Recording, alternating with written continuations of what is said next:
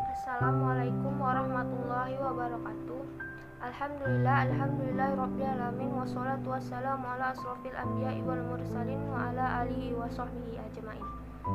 Pertama-tama marilah kita panjatkan puji dan syukur kita kehadiran Allah Subhanahu wa taala yang telah memberikan kita nikmat kesehatan sehingga kita dapat melaksanakan aktivitas kita seperti biasanya, yaitu perkuliahan secara daring.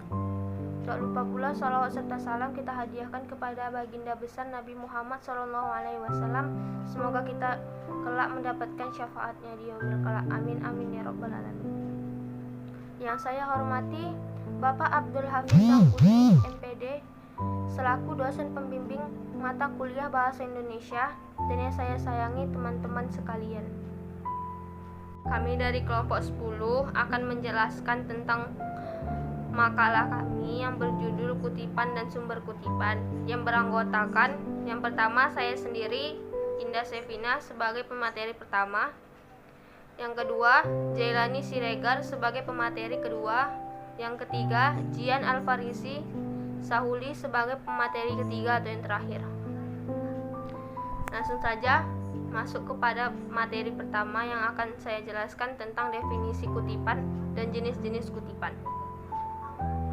Dalam penulisan ilmiah, baik penulisan artikel-artikel ilmiah, karya-karya tulis ilmiah, maupun penulisan skripsi dan disertasi, seringkali dipergunakan kutipan-kutipan untuk menegaskan isi uraian atau membuktikan apa yang dikatakan. Kutipan adalah pinjaman kalimat atau pendapat dari seseorang pengarang atau ucapan seseorang yang terkenal, baik terdapat dalam buku-buku maupun majalah-majalah. Selain itu, kutipan juga dapat diambil dalam bentuk lisan melalui media elektronika seperti TV, radio, internet, dan lainnya. Menurut Kamus Besar Indonesia, mengutip adalah mengambil perkataan atau kalimat dari buku atau lainnya. Mengutip berbeda dengan plagiat. Plagiat adalah mengambil karangan-karangan atau pendapat orang lain dan menjadikannya seolah-olah karangan atau pendapat tersebut dari dirinya sendiri. Jenis-jenis kutipan terbagi menjadi dua. Yang pertama, kutipan langsung adalah salinan yang sama dengan bentuk aslinya yang dikutip dalam hal susunan kata dan tanda bacanya. Kutipan langsung tidak boleh lebih dari 1 halaman. Yang kedua, kutipan tidak langsung. Kutipan tidak langsung adalah kutipan yang mengambil isinya saja atau seperti ringkasannya saja. Sekian penjelasan dari saya. Selanjutnya akan dijelaskan oleh Abangda Jailani Siregar. Wabarakatuh. Nama saya Jailani Siregar, NIM 0201202066. Di sini saya akan menjelaskan fungsi kutipan dan hal-hal yang perlu diketahui dalam mengutip. Fungsi kutipan diantaranya adalah: yang pertama, sebagai landasan teori; kedua, penguat pendapat penulis; ketiga, penjelasan suatu uraian; yang keempat adalah bahan bukti untuk menunjang pendapat. Penulisan kutipan berfungsi yang pertama untuk menunjang fakta, konsep, gagasan, atau untuk memberikan informasi tentang sumber data, gagasan, dan lain-lain yang relevan. Yang kedua, untuk memberikan penjelasan tambahan tentang suatu masalah yang dikemukakan dalam teks atau untuk menjelaskan definisi istilah secara cermat. Selain fungsi di atas, kutipan juga memiliki fungsi tersendiri. Di antaranya adalah sebagai berikut. Yang pertama, menunjukkan kualitas ilmiah yang lebih tinggi. Kedua, menunjukkan kecermatan yang lebih akurat. Ketiga, memudahkan penilaian penggunaan sumber dana. Yang keempat, memudahkan pembedaan data pustaka dan ketergantungan tambahan. Yang kelima, mencegah pengulangan penulisan data pustaka. Yang keenam, meningkatkan estetika penulisan. Dan yang ketujuh, memudahkan peninjauan kembali, penggunaan referensi, dan memudahkan penyuntingan naskah yang terkait dengan data pustaka. Sedangkan fungsi utama kutipan dalam karya ilmiah adalah menegaskan isi uraian atau membuktikan kebenaran yang diajukan oleh penulis berdasarkan bukti-bukti yang diperoleh dari literatur, pendapat seseorang atau pakar, bahkan pengalaman empiris. Peletakan kutipan dilakukan dalam dua cara, yakni pada teks atau menjadi bagian catatan kaki. Peletakan pada catatan akhir umumnya dilakukan andai kata penulis tidak menginginkan penjelasan yang akan mengganggu keruntutan uraian pada teks.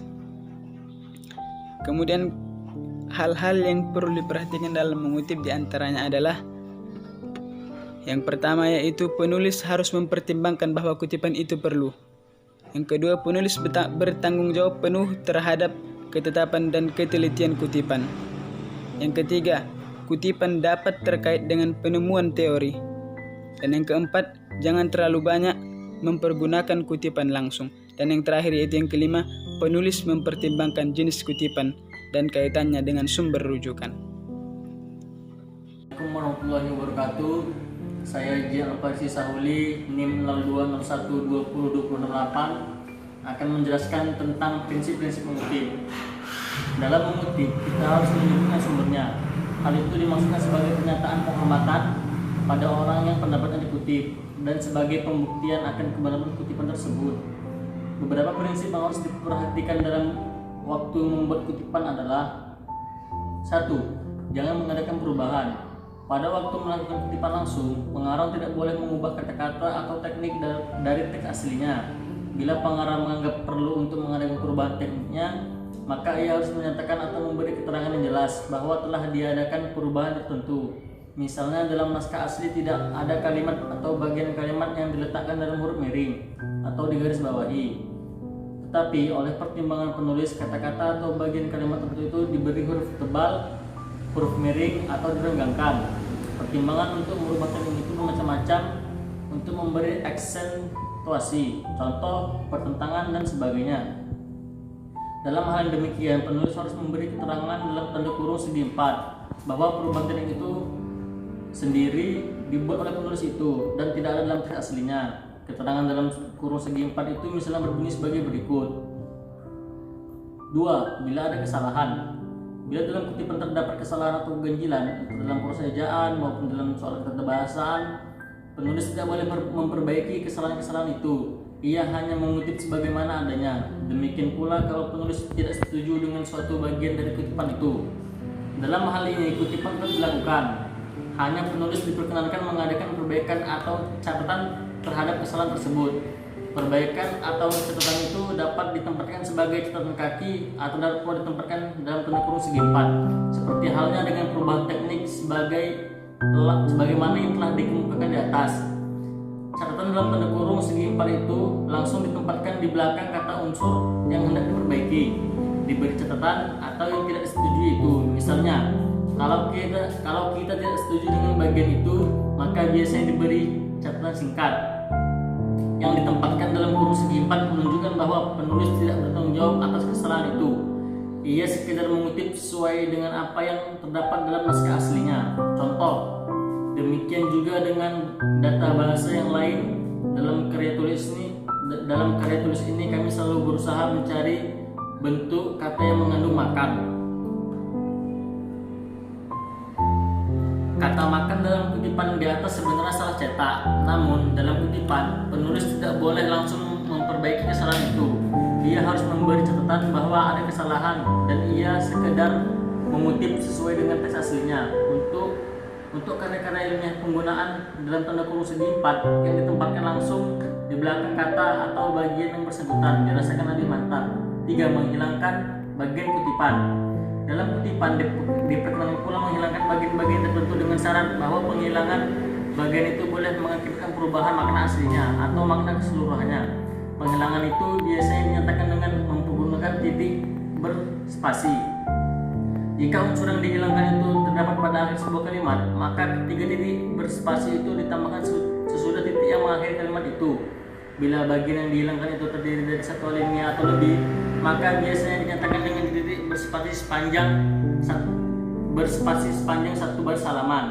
Dalam hal ini sama sekali tidak diperkenalkan untuk menggunakan garis penghubung sebagai pengganti titik-titik. bila ada tanda kutip, maka titik-titik itu baik pada awal kutipan maupun akhir kutipan harus dimasukkan dalam tanda kutip, sebab unsur yang dihilangkan itu dianggap sebagai bagian dari kutipan. Mungkin itu saja dari saya, J. Alparsi Sahuli. Terima kasih.